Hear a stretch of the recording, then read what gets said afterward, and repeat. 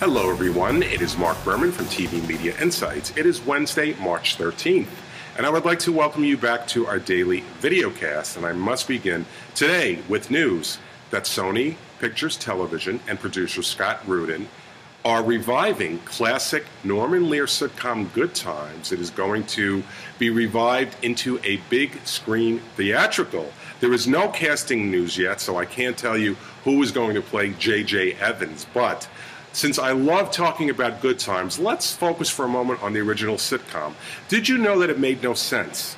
Now, the Florida Evans, who was played by Esther Roll, was a character on Maude, which took place in Tuckahoe, New York. Well, Florida was popular, CBS spun her off, and suddenly she is living in the south side of Chicago. How did she go from Tuckahoe to Chicago just like that? On Maude, Florida's husband was named Henry. He was played by John Amos. On Good Times, Florida's husband was named James, who was also played by John Amos. Why the name change? Let's talk about the actors in real life. When Good Times started, Esther Roll was 54 years old. John Amos was 35, a 19-year age difference. Now, Florida's best friend was Willona, their next-door neighbor. They supposedly went to school together. Well, in real life, Janae Dubois, who played Willona, was 29.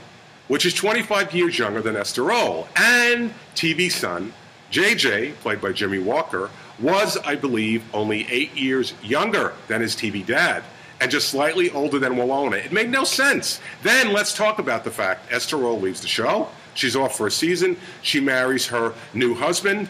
She comes back. What happened to the new husband? Anyway, Good Times, heading to the big screen.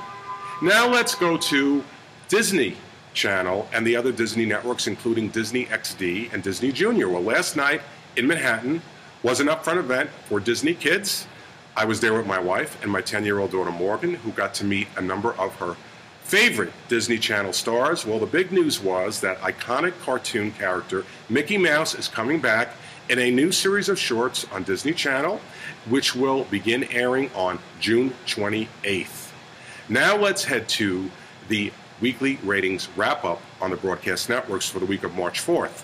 CBS was most watched, no surprise. Fox was number one in the three key demos, adults 18 to 49, 25 to 54, and 18 to 34. But the bigger story, or really the smaller story, NBC plunged to its lowest rated week historically, under 4 million viewers. Last fall, when NBC had Sunday Night Football on The Voice, everybody was buzzing. NBC has momentum. Well, without them, they are lost, and NBC is counting the minutes until the return of The Voice, which is less than 2 weeks away. Now let's head over to History Channel.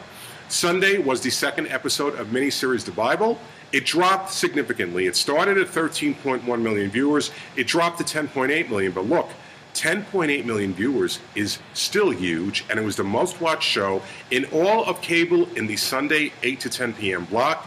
The second episode of Lead Out Vikings, which is history's first scripted drama, also lost steam, but 4.6 million viewers is still very respectable.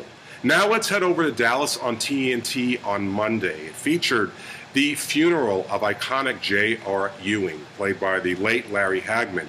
Well, Dallas rose to a season high, 3.6 million viewers. It is still below what it did last summer, but this is promising.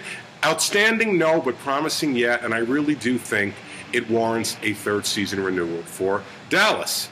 On Monday, the very brave Valerie Harper was a guest on CBS television distribution daytime talker The Doctors, and it rose to a season high in the overnight markets with a 1.8 rating in households. That was up 20% year to year. And finally, today in TV history, Julia Louis-Dreyfus sitcom The New Adventures of Old Christine debuted on this day in 2006.